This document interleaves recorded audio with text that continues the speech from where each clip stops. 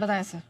तो पहला तो हिंदुस्तान जिंक ही है, आज फिर से एक बार ओपनिंग के हीरो के तौर पर क्या गजब का एक्शन हिंदुस्तान जिंक में होता दिख रहा है। हर एक डिप पर यहाँ पर खरीदारी के संकेत साफ आते हुए दिख रहे हैं। तो पहला स्टॉक वहाँ पर आप लेकर चले, हिंदुस्तान जिंक बढ़िया एक्शन में आपको नजर आएगा और इस वक्त आपका 636 638 के आसपास।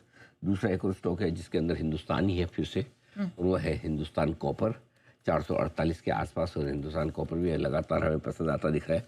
जैसे मैंने हिंदुस्तान कॉपर के CMD का इंटरव्यू किया है, उसके बाद तो मेरा खुद का कॉन्फिडेंस लेवल बहुत बढ़ा हुआ है कि जो स्टोरी वो बताकर गए वो तो कमाल की है। तो ये दूसरा हो गया।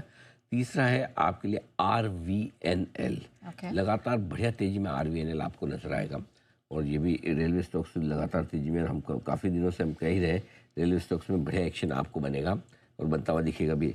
SRF एक और स्टॉक है जो लगातार हमारी रिकमेंडेशन लिस्ट में रहा है। इस स्टॉक ने पिछले 7 दिनों में जो दमदार प्रदर्शन किया और इसको पसंद हमने सबसे पहले तब किया था जब नवीन सोरेन इस स्टॉक में बहुत बढ़िया एक्शन दिख रहा था। तो हमें लगा कि नवीन सोरेन के बढ़िया एक्शन के बाद अब SRF है वो दूसरा स्टॉक जो बढ़िया एक्शन में। अगर पिछले 7 दिन से यहाँ ये स्टॉक लगातार तेजी में, चाहे बाजार का मूड माहौल कैसा भी रहे, लेकिन इसको कोई फर्क नहीं पड़ता है, यहाँ बढ़िया तेजी होती हुई दिख रही है। और आखिर में एक स्टॉक और है जहाँ पर आपके लिए राय ओपनिंग के हीरो के तौर पर BEL, भारत इलेक्ट्रॉनिक्स लिमिटेड। जब भी डिफेंस की बात आए ये शेयर सबसे आगे रहता है। आज भी इसने हीरो के तौर पर, अब तो निफ्टी का स्टॉक भी हो चुका है, तो 407 रुपये के यहाँ पर कमजोरी की तरफ आप आज का एक है ओपनिंग का जीरो और वो है IEX। एकमात्र स्टॉक यही आज जीरो के तौर पर और लगभग 136-37 के आसपास ट्रेड कर रहा है।